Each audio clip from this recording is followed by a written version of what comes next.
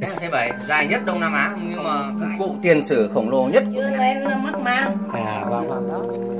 Khu du lịch nếu mà người bình thường chui vô được đó. Trong cái hang động sâu kia là Chào mọi người nha. chết rồi hết kiếp chưa xong. Xin thưa các giáo sư tiến sĩ cùng hai vợ chồng tiến sĩ La Thế Phúc, Thanh Long Vlog đi review ở tại hang dơi T66 và gặp hai vợ chồng La Thế Phúc, và anh đã cho một ít dữ liệu và đã giới thiệu là hãy về truy cập vào câu chuyện lòng hang. Thì Thanh Long Vlog xin mượn cái câu chuyện lòng hang, xin review cái clip này. Xin thân ái và chào tất cả các giáo sư tiến sĩ. Còn 2 tháng nữa là nhà khoa học mới chính thức công bố thành quả nghiên cứu từ hang động núi lửa Cà Rông Nô, tỉnh Đắk Nông. Tuy nhiên những dị vật quý giá thời tiền sử lần lượt phát lộ dưới lòng hang sâu đã đủ chấn động giới khoa học toàn cầu. Như một mối duyên lạ rất khó cắt nghĩa, không ít sự kiện thú vị và nhóm chuyên gia nghiên cứu hệ thống hang động núi lửa lớn nhất Đông Nam Á được sự chứng kiến của phóng viên báo Tiền Phong. Trong đó, nhiều kỷ niệm không thể quên như lần được ông Lê Hoàng Cơ, Tổng Giám đốc Lâm Sang Du lịch, cấp báo về lịch trình thâm nhập vào chuỗi hang động núi lửa Cà Rông Nô của đoàn chuyên gia hang động Nhật Bản. Tôi lập tức liên hệ và được may mắn được tiến sĩ Tahara Honoshi, 76 tuổi, trưởng đoàn, đồng ý cho nhóm phóng viên tiền phong theo, cùng nhảy dù xuống hang động C7 sâu như đáy giếng, rồi độn thổ khám phá khắp các nhánh hang bí hiểm khổng lồ. Ông Đào Mộ Cổ kim nhạc sĩ Nguyễn Lăng Cường, lập tức vợ chồng tiến sĩ La Thế Phúc kéo tôi về tận Bảo tàng Thiên nhiên Việt Nam để khoe cho bom núi lửa. Ông và bà được sưu tầm trong suốt 3 tháng mòn gót khảo sát cả trăm núi lửa Tây Nguyên, toàn những tảng nham thạch nhỏ to lổm ngổm hình thù kỳ lạ. Nhìn cách ông bà trầm trồ nâng niu thì biết với nhà địa chất là người đầu tiên Việt Nam tìm thấy loại bom khổng lồ này, có khi còn hạnh phúc hơn vớ được khối vàng. Cô nhắc thử bằng cả hai tay, tôi ái ngại không hỏi là ai vác và vác sao nổi lên máy bay. Tiến sĩ La Thế Phúc hào hứng pha trò: bọn anh khỏe lắm, thân lừa ưa nặng mà, chỉ cần giữ được cho xương các cụ không vỡ gãy thì nặng mấy anh cũng vẫn vô tư. Quả nhiên với sự giúp sức của người bạn đời đồng nghiệp, ông đã gùi được khối hành lý kinh dị về tới nơi an toàn. Đêm khuya và tất cả vui vẻ báo cho anh em anh chị và vừa bàn giao nguyên vẹn chiếc vali hài cốt cho bác Cường. Bác ấy rất đang ngồi cặm cụi sắp xếp lại từng mẫu xương, mừng lắm chắc chẳng ngủ được đâu. Báu vật của chuyên gia hài cốt là nhà khoa học đầu ngành cổ học của Việt Nam.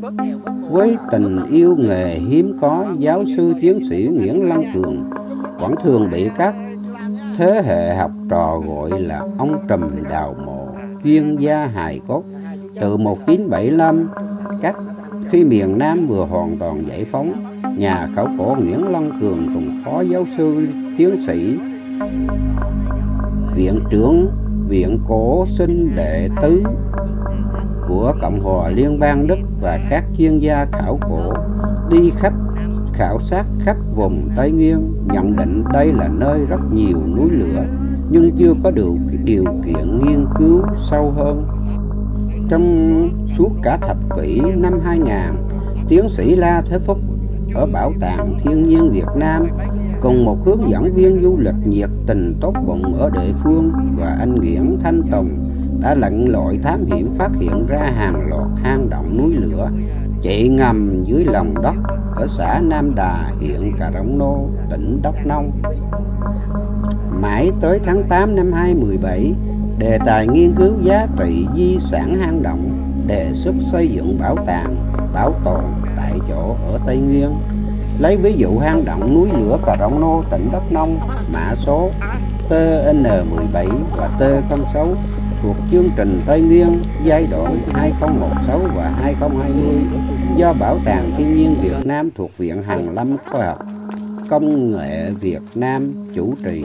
Tiến sĩ La Thế Phúc là chủ nhiệm đề tài, Phó giáo sư tiến sĩ Nguyễn Thành Trung, phó chủ nhiệm đề tài được phát triển.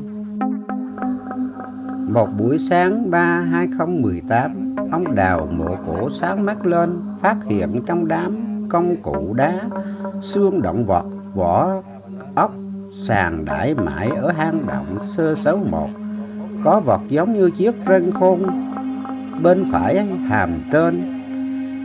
Ông hồ nghi tự hỏi, mặt nhai đúng là răng, nhưng thường thì răng này chỉ có từ 1 đến 3 chân, sau đây lại có 4 chân răng. Phó giáo sư tiến sĩ Cường email ảnh chiếc răng cùng này cho hai người bạn giáo sư tiến sĩ Nhật và Đức.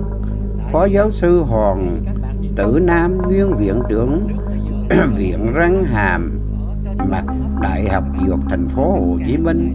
Chỉ vài tiếng sau, cả hai nhà khoa học đều trả lời chính xác, răng người đấy. Đoàn nghiên cứu đã phát hiện ra 3 ngôi mộ có di cốt người và tìm thấy dấu vết của 10 cá thể, trong đó có tới 5 cá thể trẻ sơ sinh, 1 cá thể thiếu niên và 4 cá thể người trưởng thành. Theo kết quả phân tích bằng phương pháp C4 mới nhất của người Mỹ Nga thì ngôi mộ cổ đặt ký hiệu là 18/6 1D2L đã có khoảng 6.100 năm trước. Đợt khai quật mới đây trong mùa khô 2019 tại hang C61 có thành quả đặc biệt quan trọng là đã khai quật được trọn bộ 2 bộ xương người trưởng thành trong tư thế bó gối, một tán thức đặc trưng của người tiền sử. Đó là bằng chứng chính xác có thể hiểu về vấn đề chủng tộc của người sống ở Tây Nguyên, một câu hỏi từ trước tới nay chưa từng có lời giải đáp. Chúng tôi đã liên hệ để tham khảo ý kiến của một số nhà khoa học nước Mỹ, Trung Quốc, Nhật, Úc, Indo. Họ đều phát hiện rằng chưa hề phát hiện được di cốt người cổ trong những hang động núi lửa. Tìm thấy hài cốt người tiền sử trong hang động núi lửa là phát hiện chưa từng có trên thế giới. Giáo sư tiến sĩ Nguyễn Lân Cường hạnh phúc cho biết. Đến với kênh của anh Thành Long Vlog nha mọi người, nhớ đăng ký ủng hộ rồi cũng như like rồi chia sẻ video của anh Long, ủng hộ anh Long ấy nhé. Tại vì bọn mình cũng là mới làm thôi, mới nghiệp dư thôi, tuy nhiên là cũng cố gắng hết sức để mang đến những cái video chất lượng cho mọi người. Thì mọi người nhớ đăng ký ủng hộ anh Long nhá. Thì cũng là một làm YouTube không chuyên, mới vào nghề thôi. Nói chung là mọi người nếu như mà rảnh thì bớt chút thời gian qua kênh Trải FTV của mình, có gì xem video rồi ủng hộ cho mình với nha. Cảm ơn mọi người rất là nhiều, chúc mọi người mới thật nhiều sức khỏe, hạnh phúc và thành đạt. TV này là đã có tiền rồi các bạn, mà ý muốn giấu, nhưng mà chút nữa về là anh đãi là coi như là chừng nào mà uống không hết nữa là không được nữa là về thôi. Nó rớt đó đây em, đó nó nhả xuống ở dưới này. Cái thành vách nó không bền vững, nó không cứng, nó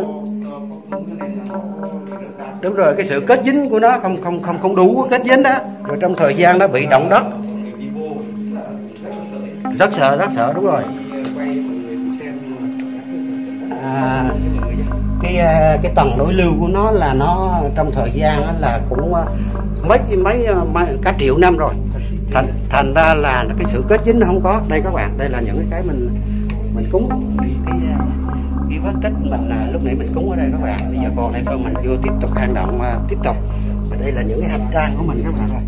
Mình dẫn hai người bạn đi vào đây để xin các chư hương lên thần hồn bổn xứ, thổ thần đất đai, long thần quán cuộc người tiền sử đã sinh sống ở đây. Và đây là những cái hương của chúng Ở đây mà thấp. đây có một cái hang này. À. Cái hang này thì cái chiều rộng của cái chiều cao của hang là tầm 40 phân luôn. Thật ra thì không vô được, nhưng mà thật ra cái hang này rất là đẹp.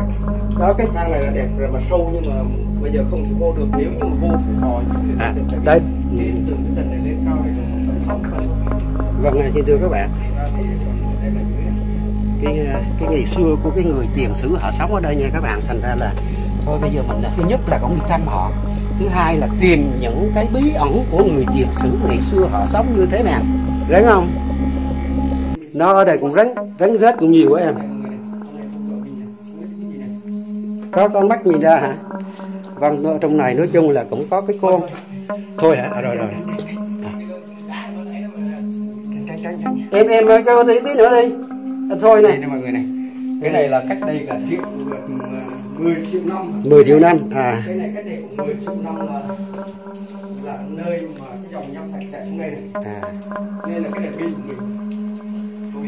Đó các bạn. Em rất là linh Minh Long. Ra là lần đầu tiên em đi mua. Và mình cũng ấu là cái mùa này là cái sự cái cấu kết của cái bền vững nó không có. Đây các bạn. Mình ở đây. Thấy chưa? Đây các bạn, là đây là cái phần đá này nó nhả ra đất đây các bạn, thành ra là mình đi là cũng bị ấu không? Đó, xin thưa các bạn. Cái này là do hình như là nước mới mưa rồi mới ấy này. Ui, đây Đây các bạn. Thì dung nham là gì, núi lửa là gì, magma là gì, nham thạch là gì, đây là tất cả nó hòa quyện ở đây. Thì thôi bây giờ xin chào mọi người. Thôi chào mọi người, mình đi ra. Đến đây là mình cũng hết can đảm rồi. Đúng rồi, hết can đảm. Hiện tại cái hang động núi lửa của Đông Mô này có đến 6 cái hang lận, 6 cái nhánh, 6 cái hang. Thì đây là cái hang đầu tiên mình khám phá. Thì mọi người mà thấy hay thì đăng ký theo dõi rồi nhấn chuông, thì mình sẽ khám phá nốt 5 cái miếng hang còn lại cho mọi người. Và mình xin báo cái chỗ này nữa nè, động số 1 ở tháp Gia Long là có người tiền sử phát hiện đang nhà khảo cổ phát hiện là người tiền sử. Nó quay cái khúc khác cũng được.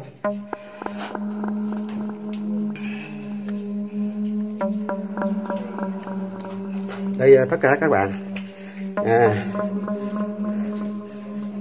Đó, đây các bạn, đó là một cái ngách chứ không phải là cái hang nha các bạn.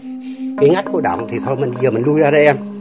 Trải ơi, bây giờ anh nói cho em nữa này, là thôi chỗ đó em ra đi Trải, đừng có đứng chỗ đó nữa. Để anh chỉ cái cách mà đi vô trong hang động. Cái chỗ này là cái đá nó nhả ra, em thấy không? Trên đầu em á, thấy nó nhả ra đó không? Bây giờ nếu mình đi mà muốn cho nó hơi bảo đảm một chút là mình đi trong vách này, đừng có đi ở giữa đây Trải, đừng đi ở giữa cái khoáng mà cái hang động, mình đi trong vách, bị về trong vách này. Anh Long Vlog đang hướng dẫn cái cách đi là kinh nghiệm là đi trong bìa vách, chứ không có nên đi ở giữa, tại vì cái cấu kết của này là nó cũng yếu rồi các bạn. Đây là cái đường dung nham nó chạy, bây giờ tôi chỉ đây nha, để qua đây đi. Cái đường này đẹp nhầm. Để anh nói nha, là cái dung nham là cái đá đất sỏi nóng, núi lửa dưới đó nó phun trào lên, mà lúc mà nó chưa phun trào gọi là magma, nó nằm dưới, nó quậy, nó nóng dưới tầng địa lưu dưới cách khoảng 5-7 cây trăm mét hay là 5-7 cây số gì đó là gọi là magma, mà nó phun lên gọi là dung nham. Mà đây là anh chỉ nè, cái đường này là các em cũng chưa biết đâu, tại sao nó có cái đường này. Cái đường này là một lần phun trào, một vạch này là một lần phun trào, lần thứ hai là vạch thứ hai là 2 lần phun trào, lần thứ 3 phun trào, lần thứ 4 phun trào, lần thứ 5 phun trào. Cái tầng này là phun trào mạnh nhất. Em thấy nhìn không? Cái giống cái nước nó bằng thẳng, nó bằng hết không? Em nhìn cái đường này là nó bằng này. Đó. Ai vẽ mà nó bằng như vậy? Là cái tầng dung nham bắt đầu nó nóng chảy, bắt đầu nó đi quằn ở đây. Nó quằn ra, nó tìm một cái đường thoát của nó. Chẳng hạn có đường thoát là nó phun lên ở trên chỗ kia, hết cái đèn của em là vẫn chưa thấy đáy hang luôn này. Đây, qua đây em. Còn ra xa lắm, đây là con gì này? Dơ. Em đi sát trong vách này chút nha. Đó các bạn thì đó. Thôi hả? Đây là có một cái giống như cái chân nó đứng rồi thấy không? Đó, thành ra cái tầng chân này mọi người này. Thì đây cái chân nó, cái tầng nó của nó là cái dung nham nó là nó như cái cầu ấy à? Cái dung nham nó chạy rồi bắt đầu là nó nóng, nó cốt kết lại đã còn như đó. Tất cả là nó bằng giống như là cái bữa trước mình qua chuyến C1 á. Em hết đèn rồi không thấy gì luôn này. Ôi còn xa lắm. Cái động xấu C1 là bữa mình tưởng là nước nó đóng đó, nó kết thành như vậy nhưng mà không phải các bạn.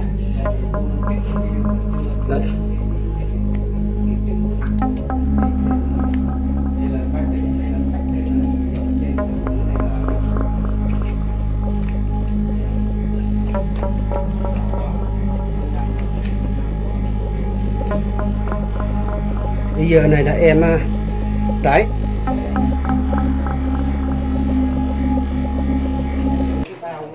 đây ngày âm là ngày mấy à? 1. Ôi dạ ngày đúng là ngày linh luôn á. Chú tên gì quên này? Quang. Quang ơi. Dạ. Lại chú có thể ghi thêm cái clip này nữa là chú ghi này. Qua đây để làm nè. Làm chung cái clip này thử có ghi âm cái này luôn thì được, cái thì mình ghi luôn. Còn nếu mà không hay thì về mình xóa. Anh có làm cái bài thơ Khóng ở dưới người tiền sử. Hôm nay là ngày mùng 1 tháng 5 về các bạn. Còn 3 ngày nữa là Tết gì? Tết Đoan Ngọ là mùng 5 tháng 5 là Tết lễ của ông Lý Phúc Nguyên đấy các bạn. Ông Lý Phúc Nguyên này là hồi xưa ông là thầy thuốc, mình thờ cúng ông Lý Phúc Nguyên này mới đặt ra là cái Tết Đoan Ngọ là Tết mùng 5 tháng 5 là họ nói là cái ngày giết sâu bọ. Cái ngày này, ngày mùng 5 tháng 5 mà đi tìm được một con rắn mình về mình làm thuốc là rất quý. Nhưng mà thực tế là tại vì cái ngày đó ai cũng đi tìm cái rắn, thành sợ nó trốn quá, khó bắt lắm các bạn. Hang dơi, ông La Thái Phúc cũng nói cái hang động thì mình xin đưa các bạn này. Mình xin làm cái clip này là mình cúng các chư hương linh, các những vị tiền nhân. Xin Nam Mô A Di Đà Phật, Nam Mô Quán Thế Âm Bồ Tát, Nam Mô Thánh Đức Chúa Tiên, Nam Mô Ba Cõi Tiền Hiền Thánh Nhân, thần linh bản địa hồng ân, thắp hương khấn lạy hồng trần núi non, tiền nhân tiền sử còn khai thiên lập địa sống còn động hang, sinh con để cháu họ hàng, ăn long ở cổ sống vang thú động hang 4 bức đầy ngôi, bữa ăn rau quả nụ cười kém vui, thần linh đất nước xa xôi, thần hồn bổn xứ nằm ngồi xứ xa, ngàn năm đối khác đi qua, con ơi cháu hỡi lòng ta rối bời, một đời lẽ sống than ôi, gió chiều mãi thổi ta ngồi ngẫm suy, ông bà con cháu ra đây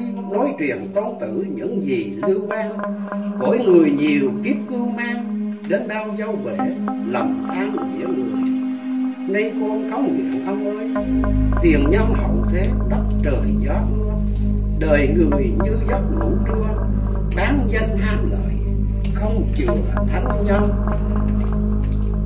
sống đời nhân nghĩa để Phật, để lòng để phước chuyên cần đức tâm, cầu thần tiên Phật sơn lâm, kiếp người hậu thế sai lầm sửa đi, Nam Mô Đà Phật A Di. Đời ba tấp đất để gì thánh nhân, sống đời trong cõi thiện phân, tam tùng tứ đức tiên cần, xử thi nghĩa nhân lễ trí khắc ghi, công dương ngôn hạnh những gì dạy rắc, đời người sống biết thiện căn, biết nhân biết quả, gió trăng sáng lầm, chết rồi hết kiếp chưa xong, để nhân để quả trục trăm ít người, Thanh Long ghi tạm mấy lời A Di Đà Phật, nhấn đời truyền Nam Mô Bổn Sư Thích Ca Mâu Ni Phật. Thưa quý vị, thưa các bạn, trên cái lúc khai thiên lập địa đến bây giờ là trên đất nước Việt Nam sinh được 13 vị vua trị vì, và cái người vang danh sách sử 3 đời, không có ai là đỡ lại 3 đời con cháu giàu sang phú quý và hướng những phúc phần của con cháu được 3 đời các bạn. Cái bài thơ đây là tự tôi làm nha các bạn. Thưa các bạn, là tôi cúng cho người tiền sử và nhắc nhở cho những tương lai hậu thế bây giờ, nhân nghĩa lễ trí khắc ghi, công dương ngôn hạnh những gì dạy răng, đời người sống biết thiện căn, biết nhân biết quả, gió tranh sáng lặng, đúng không? Chết rồi hết kiếp chưa xong, để nhân để quả, độc trong kiếp người. Thanh Long ghi là mấy lời, A Di Đà Phật nhánh đời truyền lưu. Vâng, kính thưa các bạn, mình không phải là một cái thánh nhân gì hết, nhưng mà ai cũng biết cái sai, ai cũng biết mình làm sai, nhưng mà không muốn sửa các bạn. Tại sao cái dục vọng, cái tham vọng con người chiều lại muốn làm một ly kia, rồi làm thêm 2 ly, rồi làm thêm 3 ly, rồi làm thêm 5 ly, cứ thế mà dẫn vô một cái vết xe đổ của tạo hóa đã ban tặng chúng ta. Thì tôi xin đưa, thì mình không dám nói nhiều nữa các bạn thôi. Bây giờ xin các người vị tiền nhân ở đây thì hướng cho con một tí bữa lòng, đó là các vị tiền hiền bổn xứ, các vị thánh nhân ở đây. Thì nếu mà đã hóa kiếp rồi thì thôi, mà còn những người nào chưa kiếp, chưa hết hóa kiếp thì thôi, chưa gần đây không được. Mình cứ về đó mình nghe kinh nghe sám, nghe từ đó rồi thích là mình về đó là mình nghe Phật theo Bồ Tát mình tu. Thì xin các chư hương linh thánh nhân ở đây thì tôi xin cầu nguyện các chư hương linh đi về nơi những cái nơi có tâm linh, đừng ở những nơi tối tăm như vậy nữa. Thì Thanh Long Vlog xin chân thành và cảm ơn tất cả các chư hương linh và các bạn. Xin thưa chào, tôi vô đây em. Thì mấy của em hồi nãy giờ nó hết chạy rồi phải không? Chạy em đánh nó nó chạy à. Rồi. Thưa các bạn, bây giờ hai cháu hai bạn đi ra, bây giờ mình vô mình thu gom nha các bạn. Bây giờ mình xin khấn các chư hương linh, các người thiền sử ở đây. Thì các con ba cháu cúng rồi, bây giờ ba cháu xin những vật phẩm để ba cháu cũng lên nè. Thôi mình bỏ nó cũng phí đi gì đó, em mà bỏ cái đó bỏ vô túi ni lông không. Đây các bạn, tất ở trong rửa thì có nước đây mà. Thì con xin kính chúc các chư hương linh, các người tiền sử, các vị long thần hộ pháp. Thì con xin chúc tất cả các ngài được siêu thanh tịnh độ, được về nơi bồng lai tiên cảnh. Đã làm được cái video clip này, cái lần thứ hai này là cái kết quả. Cái lần thứ hai này kết quả rất tốt. Rồi bây giờ anh tắt máy đi, hai người tắt máy, ngồi sau lưng em cái. Vâng, thưa các bạn, bây giờ mình xin kết thúc video hang dơi và tiếp tục qua hang động 6/1. Có người tiền sử đã khai quật ở đây. Xin mời tất cả các bạn hãy tiếp tục clip này. Vâng, xin thưa các bạn, mình tiếp tục khám phá hang động C6 nha các bạn. Đây là cái bản nội sơ lược tóm tắt cái hang động nha các bạn. Hang C6-1 có tổng chiều 2.093 m, nằm cách núi lửa Chư Lu 6 km về phía tây bắc, và một trong những hang núi lửa có nguồn gốc nguyên sinh tiêu biểu của công viên địa chất núi lửa Cà Rồng Nô, Đắk Nông. Hang động núi lửa C6-1 đã được hình thành như thế nào? Câu hỏi hóc búa này từng tồn tại trong một thời gian rất dài, trước các nhà địa chất tới đây khảo sát, nghiên cứu và xác lập nó trở thành một trong những di sản địa chất chủ đạo của công viên địa chất Cà Rồng Nô, Đắk Nông. Cách ngày nay khoảng 6.890 năm, một dòng dung nham có độ nhớt thấp, dầu khí và siêu nóng tới trên 1000 độ C từ miệng núi lửa Chiêu Liêu nằm phía đông, và theo một kênh dẫn của bờ mặt hình cổ chảy tới khu vực này. Mặt ngoài của dòng dung nham do tiếp xúc với không khí nên đã được nguội lạnh trước, tạo nên một lớp vỏ cứng, trong đó là dòng dung nham nóng lỏng chảy ở giữa phía trong. Khi núi lửa ngừng phun trào, dòng dung nham nóng tiếp tục chảy và tiêu thoát về phía hạ lưu, tạo ra khoảng trống và hình thành hang 6/1. Quá trình sập trần đã hình thành nên hang 6/1 hiện đại. Còn nóng quá các bạn ơi, mình trốn ở trong này, mình ra cái lửa nó quá nóng luôn. Thành là xin đọc lại là lòng hang 6/1 có mặt khoảng tạo thành một hang động dung nham, bao gồm là kệ dung nham, lớp bám tường hang và loại thạch nhũ, vân vân. Kỳ diệu, độc đáo và thách thức ngay những người có trí tưởng tượng siêu hạn, thậm chí không một bức ảnh nào có thể lọt hết những vẻ đẹp kỳ bí trong hang động núi lửa 6 C1 này. Tuy nhiên, cho dù hang động 6 C1 được hình thành theo cách nào, những bằng chứng khảo cổ học đã chứng minh rằng cư dân tiền sử đã từng sống trong hang này. Họ đã coi hang 6 C1 là nơi cư trú an toàn của mình trong suốt thời gian đoạn từ trung kỳ đá mới tới sơ kỳ kim khí, cách đây khoảng 7.000 đến 3.000 năm, thậm chí có thể sớm hơn hoặc muộn hơn. Năm 2017, Bảo tàng Thiên nhiên Việt Nam lần đầu tiên đã phát hiện di chỉ khảo cổ trong hang 6 C1. Đây các bạn, đây là hang 6 C1 không các bạn? Đây là trong hang 6 C1. Vào năm 2018, Bộ Văn hóa, Thể thao và Du lịch đã cấp phép cho Bảo tàng Thiên nhiên Việt Nam khai quật hang 6 C1 để nghiên cứu và làm sáng tỏ giá trị khảo cổ khu vực công viên địa chất, đồng thời xây dựng bảo tàng tại chỗ để khai thác tổng thể giá trị địa chất, sinh học và khảo cổ hang, góp phần nâng cao nhận thức cộng đồng, bảo tồn di sản, phát triển bền vững kinh tế xã hội.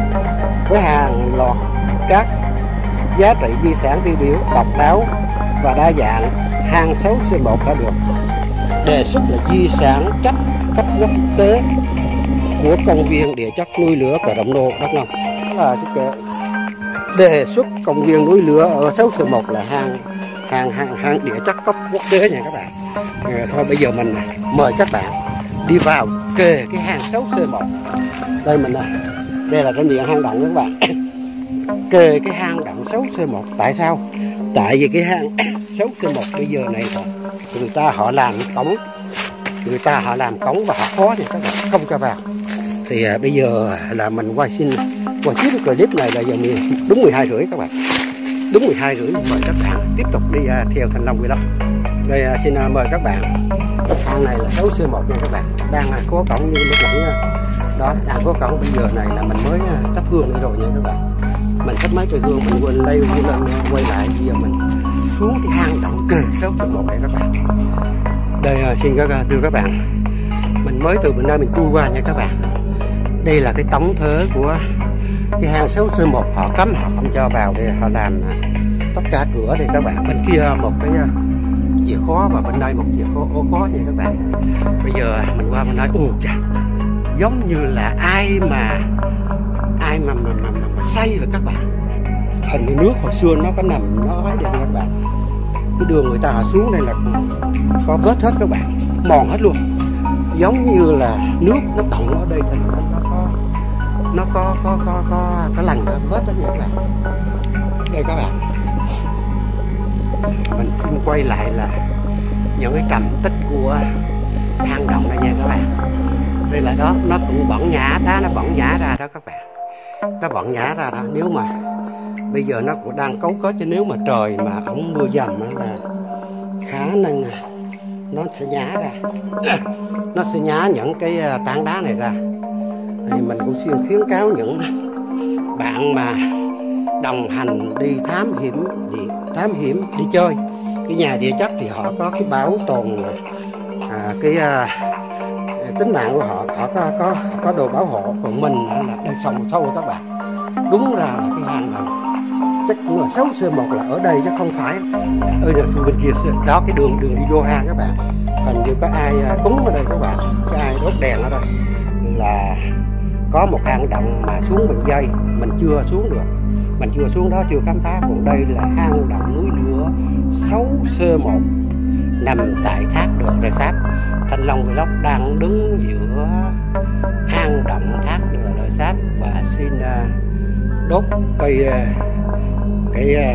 đèn cầy. Với mình cũng có đem cái bánh mì với miếng nước để cúng các thần linh đất nát, các chư hương linh, các những người đã sống ở đây và đã có thể ra đi ở đây. Bây giờ đúng là 1 giờ thiếu 20 nha các bạn, 12 giờ 40.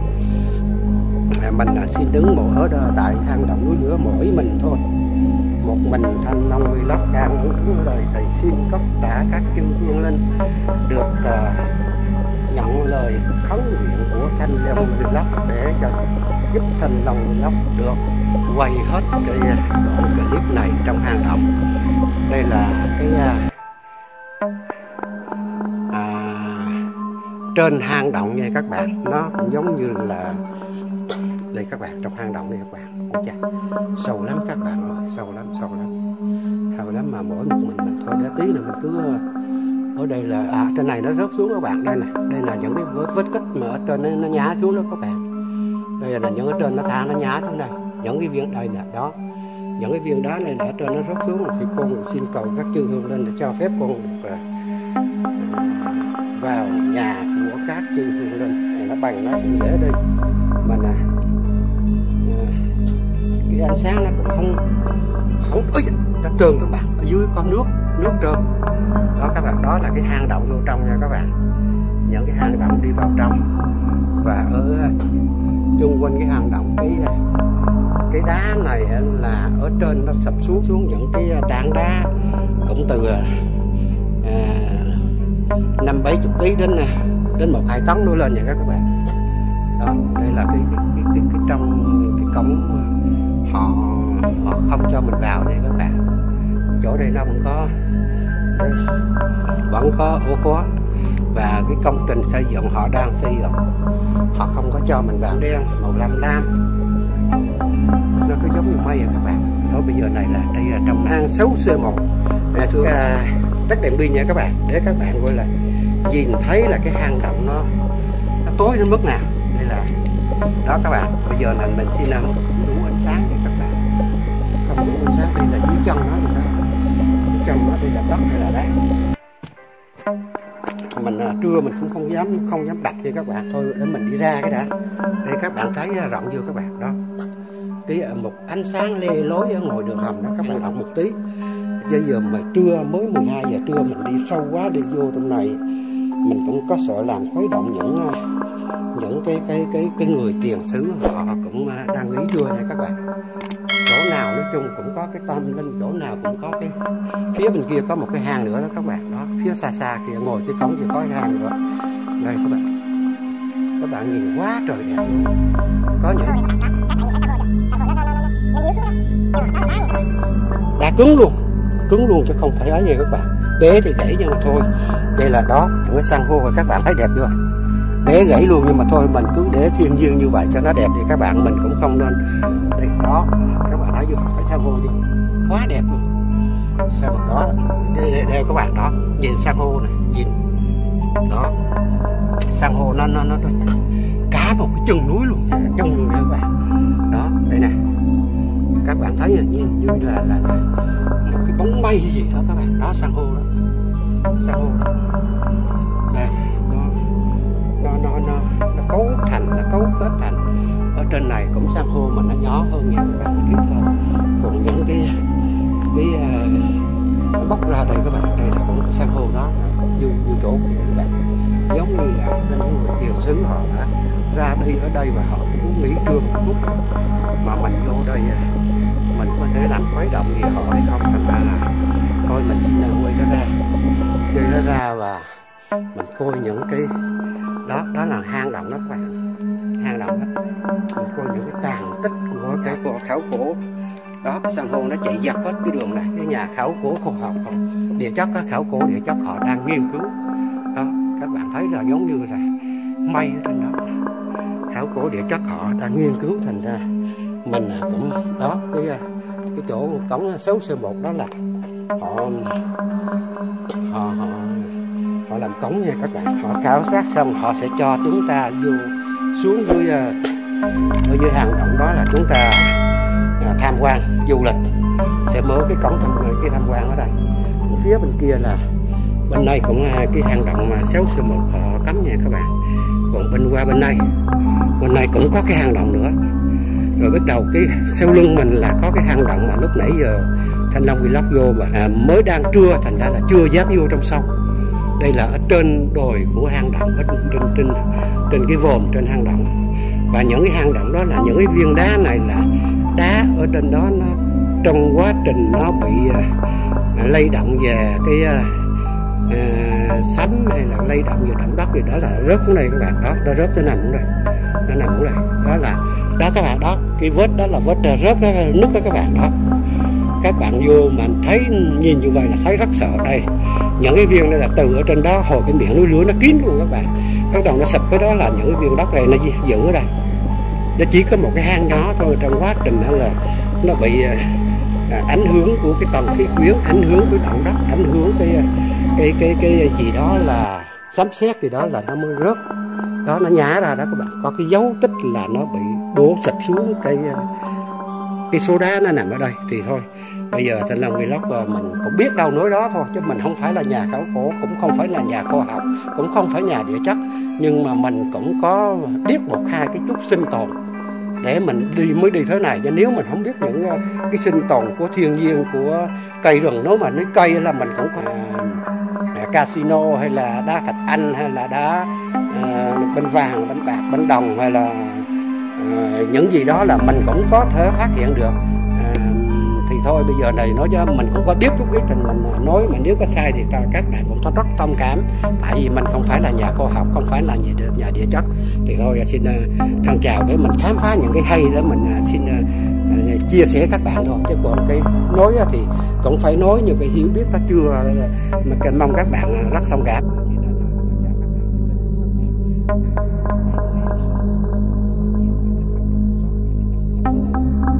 Và Thanh Long Vlog xin kết thúc cái video hang động 6C1 ở đây, và mời tất cả các bạn hãy đến hang Dơi để gặp hai nhà tiến sĩ La Thế Phúc bên địa chất. Mời tất cả các bạn hãy đến hang Dơi. Đó là thuộc thôn Nam Tân, xã Nam Đà, Thôn Nam nhưng mà nó đi vô đường trong sông thác rồi. Trong khu rừng đặc dụng Dresat. Đúng rồi, đặc dụng cảnh quan Dresat. Đặc dụng cảnh quan Dresat. Trong khu Dresat mà hiện bây giờ là đang có cái nhà địa chất là đóng cửa, đó là tất cả những hệ thống hang động này là chưa mở cửa để khai thác du lịch. Các anh đi du lịch đây vẫn là đi chui thôi, chưa khai thác du lịch. Bởi vì chúng tôi đã cảnh báo là muốn khai thác du lịch thì phải làm gia cố cái độ an toàn này này. Đúng rồi. Ví dụ hang này rất dễ sập, phải nghiên cứu xử lý. Cái độ cách dính của nó bao nhiêu cái đã mới dám cho vào. Rồi lúc đó phải gia cố để an toàn, an ninh cho cả, vì mỗi một hang này đều là một di sản quốc gia. Đều là di sản, phải an ninh an toàn cho cả người và cho cả di sản. Thì phải gia cố. Cái chỗ 6C1 là tôi thấy có trống một cái cây đúng không? Thành ra là ý là trong cái hang đó là nó cũng ngắn thôi chứ không có dài. Còn cái hang này nếu mà đi hết đó là còn dài cũng bao nhiêu anh có cái hang này thì tôi ước tính là trên dưới 200 m. Trên này ước tới là 200 m hang động. Gọi là đây là hang Dơi. Hang Dơi và bọn tôi đặt tên nó là T66. T66. Còn cái hang C7 là nó nằm bên Dresat. Thì hang ấy là dài nhất Đông Nam Á. C7 dài nhất Đông Nam Á, nhưng mà các anh không xuống được, xuống nó nguy hiểm chết người đấy. Bởi vì nó xuống đấy là nó không đi được như này, phải xuống bằng thang dây. Rồi. Mà thang dây là hoặc là xuống dây chuyên nghiệp. Tôi có vô trong cái hang 6C1 đó, là cho một chỗ này tôi biết là đang khảo sát hay gì đó là có cổng. Ở trong cái động đó là vô sâu có một cái cổng nữa. Cái khoảng của hang ấy tôi rào lại để cho nó an toàn. Bởi vì tôi rất sợ, tức là dân người ta nghe tiếng khảo cổ là người ta cứ nghĩ là trong ấy có cái gì đào bới được. Đúng rồi. Đúng rồi. Và vì cái hang ấy là rất linh cho nên là tôi có đặt cái bàn thờ Phật nhang. Đúng rồi, tôi có đắp nhang ngay đó, ngay chỗ cổng luôn. Và cái ốc cùng cái ốc sò đó là ở đâu họ đem tới họ ăn hả? Có một cái ốc sò đấy là thật ra những cái con chim, con cú, con gì có thứ nó thả cái ốc núi vào đấy này. Những cái ốc trên mặt ấy là ốc rất hiện đại. Ốc rất mới. Đúng rồi, hôm bữa tôi có phân tích tôi nói là chắc hồi xưa có người tiền sử ăn ở đây. Ốc núi của những con thú này non thế này. Có người. Có người ở dưới đó mà. Trong ấy là có người tiền sử. Tức là chúng tôi đã có kết quả phân tích là từ 7.000 năm cho đến 4.000 năm. Mà có một cái cụ vẫn còn là khổng lồ nhất của Việt Nam là cao 1m85. Cao 1m85. Là cái xương cốt còn ở dưới đó hay sao? Còn nguyên. Tôi cho xem nghe. Rồi. Để mình thêm cái dữ liệu này nữa là đó, anh Lã Thế Phúc, anh La Thế Phúc anh nó bên tôi dân để chắc nhưng mà có duyên với khảo cổ. Thì anh cho coi một cái dữ liệu ở trong cho xem cái người tiền sử ở trong hang 6C1 nha các bạn. Anh đang bớ mấy anh ra, mình cũng nhân dịp gặp ảnh thôi, chứ mà nói bây giờ ra tìm ảnh không phải là dễ đâu, nhưng mà cũng có cái duyên mình. Đây các bạn, lúc nãy mình có quay trong này quay ra rồi đó, bây giờ này là ảnh cho cái dữ liệu đây. Chứ con đi vào người thứ hai thì con nhầm đá nó lít sợ. Đúng rồi, mới sợ nó rớt phần nào nó có đâu có bán. Mình đứng này nó không an toàn này, đây này. Cách vào hang ấy muốn an toàn nhất đấy là chọn những cái chỗ vách này này. Đi bì á. Như này là an toàn này. Chỗ khoảng không không an toàn. Đúng rồi. Mấy cục nhỏ. Đây là cái đường viền, đây là mỗi một cái đường viền là mỗi một lần là tầng dung nham nó phun trào phải không? Nó dùng từ ngấn. Mỗi một cái ngấn là mỗi một cái lần dung nham nó phun trào các bạn. Là nó phun trào thế nào? Nó phun trào nó để lại một cái vết tích của một cái lần đi của nó, một cái lần đi của cái dung nham đó, thành ra là nó cấu kết lại thành ra một cái gờ. Thành ra cái nhà mà địa chất họ nhìn họ biết là cái núi lửa này nó phun bao nhiêu lần và cái lần nào ít, cái lần nào nhiều. Đây thưa các bạn, đây là cái hang 6C1 các bạn. Nhìn thấy rõ người chưa? 6C1 đây là cái ở tư thế nằm nghiêng. Cái hình này là cái người tiền sử ở hàng 6C1 nha các bạn. Đây là cụ khổng lồ đấy. Chú Lã Thế Phúc cho mình chụp lại, chứ không phải là dễ để mà tìm được cái lịch sử này các bạn, cái hình này đâu. Nhưng mà anh cho lại mà anh gặp tại hang dơi, thành ra là anh cũng cho mình thấy mình đi quay clip, thì anh cũng cho mình ghi lại cái dữ liệu này. Thì anh nói lại giùm cái này đi, anh nói lại cái hình này đi. Đây là cụ mộ số 1, tức là khi khai quật chúng tôi là bắt gặp đầu tiên. Và qua nghiên cứu thì như vậy cụ cao được là 1m85. Không, cụ tiền sử khổng lồ nhất của miền Nam cho đến giờ phút này chưa thấy ai cao hơn. Nhưng mà đây là theo giáo sư phó sư Nguyễn Lân Cường nhá. Rồi là Nguyễn Lân Cường, Nguyễn Lân Dũng nữa. Đấy. Là tổng cộng là rồi đã tách mấy rồi. Tổng cộng là anh đã khai quật được bao nhiêu cái hình người tiền sử? Nếu như là hình người ấy, thì là 4 người tiền sử.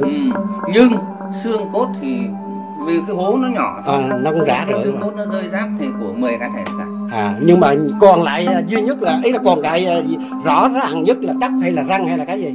Không có thể còn tóc, chỉ còn xương thôi. Vì cách đây những 7.000 năm, 7-8.000 năm. Ý là như trên này là không còn gì này. Dưới này nó lạnh hay là nó có chất gì đó, thì nó có nước gì đó, nó còn. Dưới hang này nó có điều kiện giống như cái nói cho nó phổ thông, tức là giống như là một cái điều hòa. Đúng là thành nó mới giữ lâu một tí thời gian, chỉ còn cái tàn tích nó như vậy, chứ còn với cái nhà khảo cổ họ mới phát hiện ra. Thì nó nói thật vậy thôi, anh La Thế Phúc anh cho mình biết thôi như vậy thì mình cũng rất cảm ơn. Và cái clip này nói chung cũng rất ý nghĩa đó các bạn. Đây cái cô đang quay ở trong kia kìa, cũng nhà khảo cổ luôn á hả? Nhà địa chất. Thôi đây các bạn, thôi mình cái hang này là nghiêm cấm di chuyển và đặc sản. Đây các bạn, những hang này là thứ nhất tức là về mặt di sản, đấy là di sản quốc gia. Cho nên là không được đập phá. Đúng rồi. Không được thay đổi cái gì hết. Bọn tôi có nhìn thấy cái gì cũng là để nguyên nó. Mà anh nói tại sao mà cái đá ở gần là núi lửa, miệng núi lửa nó nhẹ hơn và nó như vậy, anh phân tích giùm.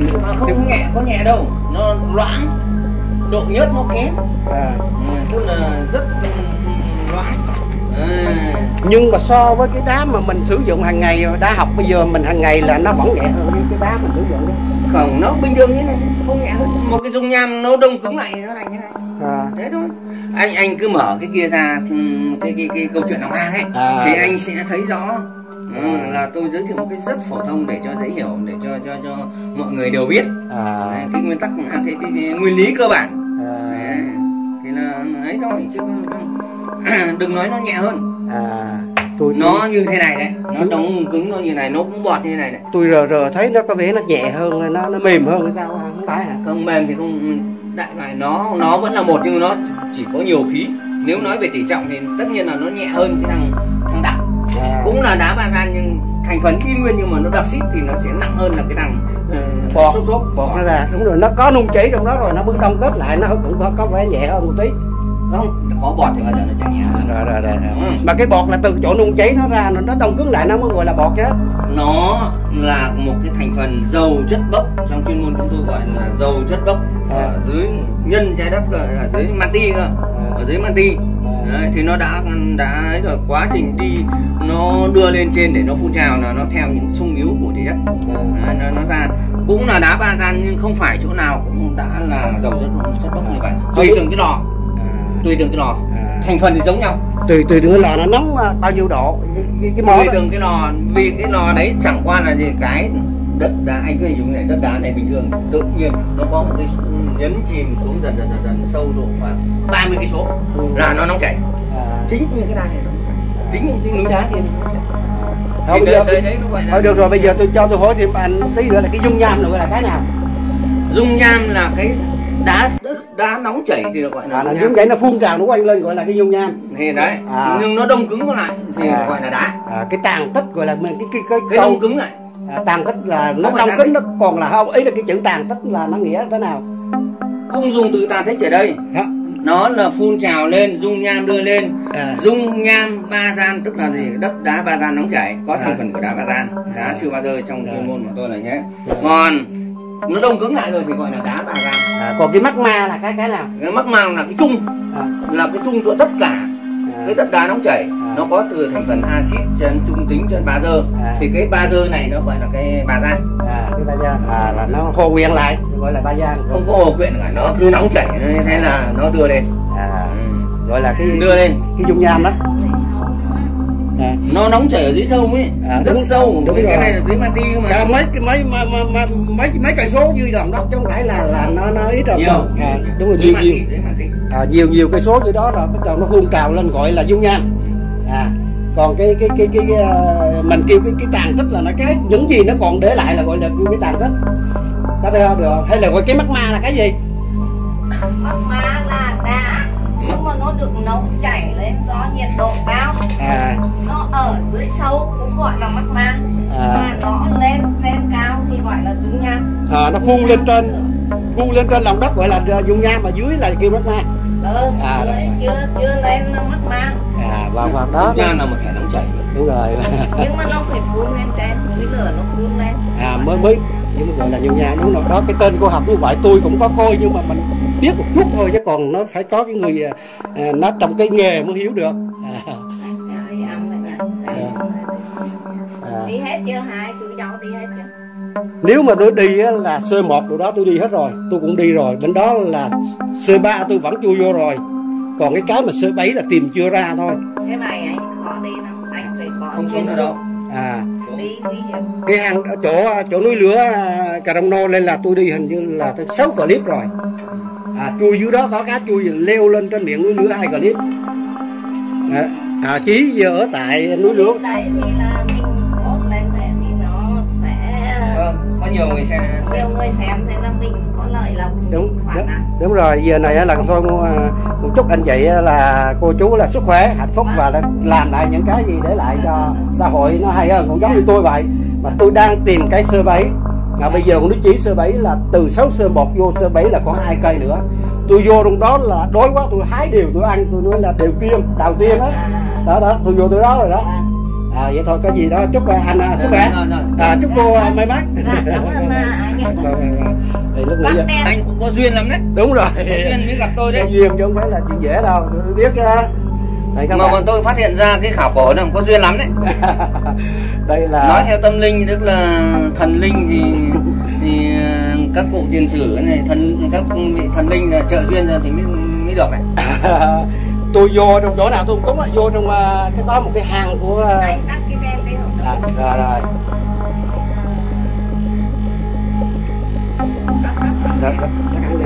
Hoặc lên anh chiếu ra đằng sau. Anh chiếu trong này. Rồi đó. Đây các bạn. Anh chiếu sang bên trái một tí đây. Đây các bạn á. Đừng cười nhá, cháu ngồi thẳng lên, đừng có ngồi cong.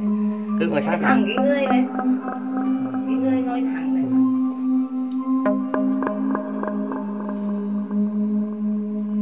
Thẳng lên nha, cái nữa là cười, tất cả cười tươi nha. Đây các bạn, đây là cô khảo sát địa chất cái ao, chụp cho cái hình này. Cái nữa này, tươi này. Nó gặp lắm không có dễ gặp đâu các bạn.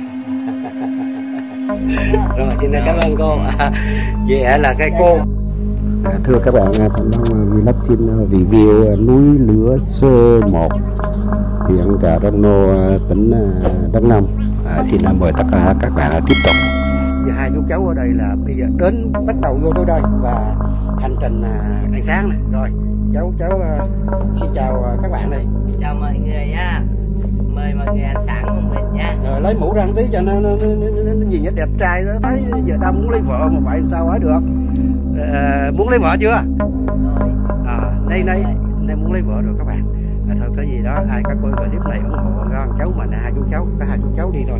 Để thôi để mình tại vì nóng quá đi, mình đã cưới đồ cái áo ra tí cho các bạn thông cảm. Bây giờ mình đọc sơ lược cái tóm tắt núi lửa thì các bạn, hai chú cháu đi mua từ ngoài thành phố Buôn Ma Thuột vô đây các bạn. Đó là cũng bánh đúc đơn giản thôi. Mình cái YouTuber mà giờ làm chưa có tiền là phải như vậy các bạn.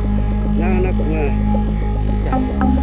mà giờ thưa các bạn, hai chú cháu ở trong hang động, tìm hang động sơ bấy của công viên núi lửa địa chất Cà Rông Nô. Đây là ngoài miệng hang động này các bạn. Đây là chụp hình đó hả? Lấy nét lại. Đây là đang chạy ở 40, đang là công viên núi lửa địa chất Cà Rông Nô, cách thành phố Buôn Ma Thuột khoảng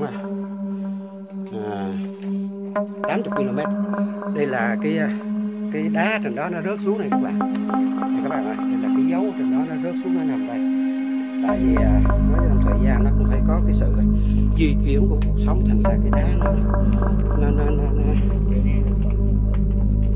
động đất hay thế nào đây các bạn nhìn này rõ ràng chưa, là nó rớt xuống đó. Bây giờ chú cháu đang tìm trong hang đó, các bạn. Trong hang đó rất sâu. Bây giờ Thành Long Vlog xin mời các bạn đó, các bạn ngồi miệng hang đó các bạn, và vào đây các bạn nhìn ở trên này, sáng ra cái điện pin không có thì cái điện pin nó đúng hay quá. Bữa đây là các bạn ơi, bây giờ bắt đầu nó nha, nó thấp dần, có cái gì nó trắng này giống như cái nấm hay sao các bạn, không phải cái thạch nhũ gì đó, có cái gì trắng ở cái chai trắng. Đây là trong hang các bạn. Mình xin mời các bạn là chui, đây là thấp đầu thấp lắm rồi các bạn, là mình phải chui. Đây là vô hang động ấy. Đây các bạn đó, con dươi bay các bạn, đó bay lại đó, vô trong này chắc còn nữa. Là cũng mừng là hai chú cháu đi, thành ra là cũng ít sợ về vấn đề rắn rết dơi nha các bạn. Đây là cái thạch nhũ của nó đây các bạn. Thạch nhũ nó đây nước ở trên nó nhiễu xuống đó, đó. Nước nó nhiễu xuống đó, đó. Nước này các bạn.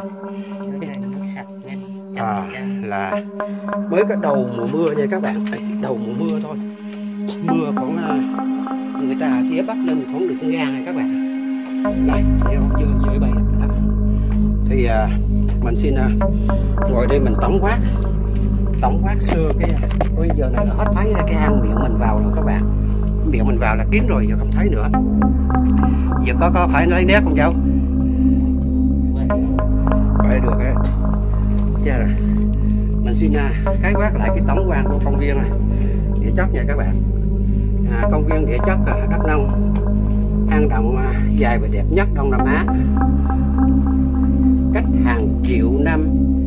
Đề nghị công viên địa chất UNESCO toàn cầu đang xây dựng hệ sinh học và xin làm mới. Đây là công viên du lịch nha các bạn, nhưng mà giờ cái đất nó không tách dính lắm, nó mềm lắm, thành ra là chưa mới được.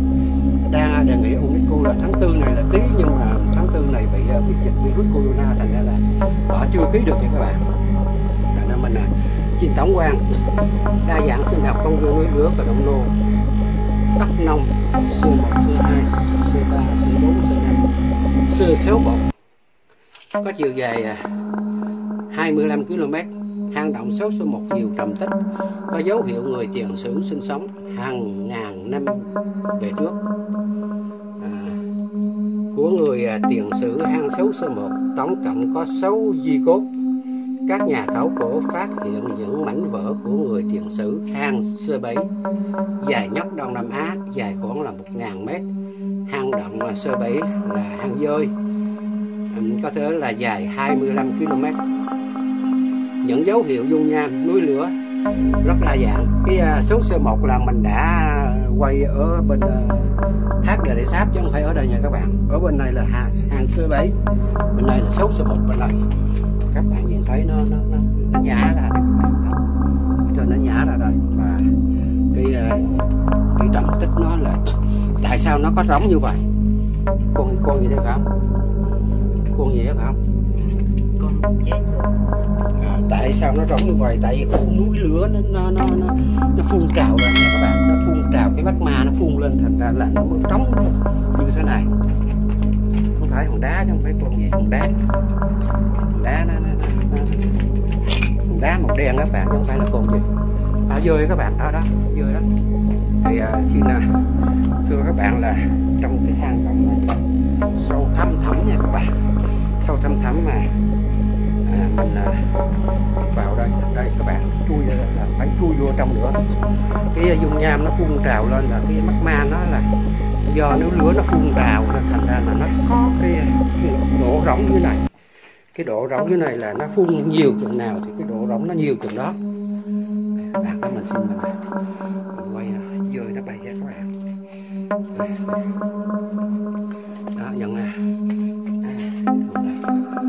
đường này có ai giống như cái ai đi nó mòn luôn, mòn nhẵn thính luôn mà không biết có một con động vật gì để sao nó đi vô trong này. Nó có cái hang trong này các bạn đó. Hả? Đâu có vào được nữa đâu. Đó, thấy không? Nó láng luôn thấy không? Giống như con gì nó bò thấy không? Đây này. Đó, nó có cái vết đây này. Giống như con rắn hay gì đó nó bò vào đó mình đó. Không phải to chứ mà nó bò biết đi rồi nó láng chứ.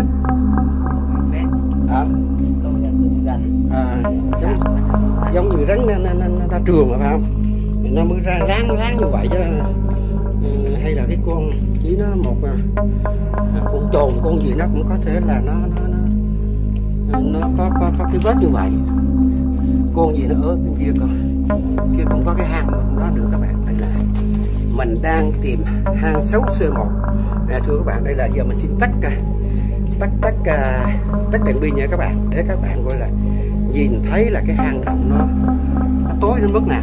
Đây là đó các bạn. Bây giờ là mình xin mới đèn pin đó, không thấy một cái vật gì nữa hết, không thấy gì nữa hết các bạn. Là hang C7, hang 6C1 là bây giờ này là bên công viên địa chất nhà nước họ rào các bạn, họ rào để họ khảo sát gì đó. Rồi sau này là họ phải quản lý cái người xuống cho, tại vì nó rộng là 25 km lận, nó dài 25 km. Thành là cái nhà nước mình đang làm cổng, và Thanh Long Vlog đã đến đó khoảng cách đây hơn 2 tháng. Bây giờ mở cổng chưa thì mình chưa biết. Đây là cái viên cái hòn đá mà ở trên này nó rớt xuống nha các bạn.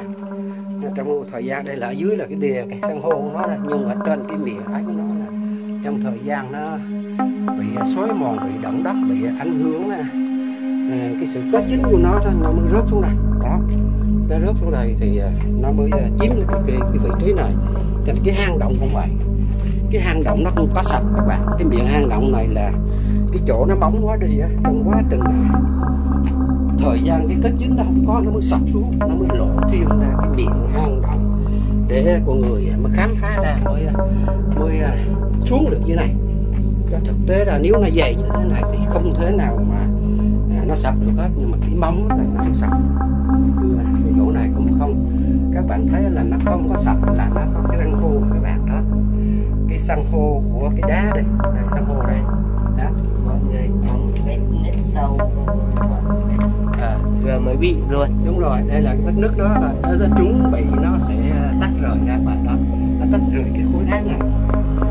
Đó, giờ mình đang chui ra nha các bạn, đây là chung quanh đó, đó cái hang động. Mình sẽ quay lại cái cánh đó, lúc nãy mình đã chui luôn đó, thì nó mới trong thời gian nó hết kết dính giữa. Đây có cái ánh sáng lê lối vào ngoài hầm các bạn đó, cái ánh sáng lê lối đó. Để mình đang đi ra đó, chui vô nha các bạn, chui vô không đi được. Mình đang đi tìm hang động 6 Sơ Bấy. Hang động Sơ Bấy dài 25 km. Nó cũng nằm trong công viên địa chất núi lửa Cà Đông Lô. Bây giờ hai chú cháu đi tìm mà chưa ra các bạn. Cái hang này không phải đó các bạn, ngồi miệng đường hầm đó. Mình xin tắt đèn pin để các bạn thấy cái đó, cái miệng đường hầm nó ngồi lê lối đó các bạn. Trong này là sau lưng mình đây, lưng mình đây giờ các bạn không thấy gì đó. Mình xin vô lại quay lại cái đường đi ra, thì tất cả những cái trầm tích núi lửa, những cái magma của núi lửa, cái dung nham thạch của nó vẫn còn tồn động ở đây. Những cái dấu tích lịch sử cả ngàn năm của người tiền sử hình như cũng có sinh sống ở đây các bạn. Tại vì động đó, trọt đầu luôn các bạn, trọt đầu luôn, nhưng mới đi mà không cẩn thận là đây các bạn. Dưới này là những cái đá có nước đây các bạn ơi. Nước đây là nước trời mưa, mới mưa đây, nước trời mưa các bạn đó các bạn, nước trời mưa đó. Ở kia là cái hang động các bạn. Thành ra dưới này là không có mạng luôn. Mình muốn tìm ra cái mạng để mình truy cập vô cái dữ liệu lịch sử của cái đá núi lửa này mà không tìm được các bạn. Thành nó này nó xa với cái sóng của internet, sóng của wifi, thành ra là không tìm được, mà sóng điện thoại cũng không có luôn các bạn. Đó, mình xin quay ở đây. Đây là những cái dung nham thạch mà núi lửa nó phun trào. Ở đây là những cái viên đá mà nó rớt xuống đây nha các bạn. Những cái viên đá nó rớt xuống đây thì nó mới trống như vậy. Thành thôi bây giờ mình bước ra đây, mình làm mình bye bye các bạn đi, bye đi cháu. Hai chú cháu đi vô quay cái clip hang động núi lửa Sơ Bấy, Sơ Bấy mà tìm chưa ra cái hang động đó. Chào mọi người. Thành ra là hai chú cháu thôi. Xin chào tất cả các bạn, Chào các anh chị nhé. chúc các anh chị một ngày hạnh phúc, vui vẻ và tràn đầy năng lượng. Xin thân chào và xin bye bye.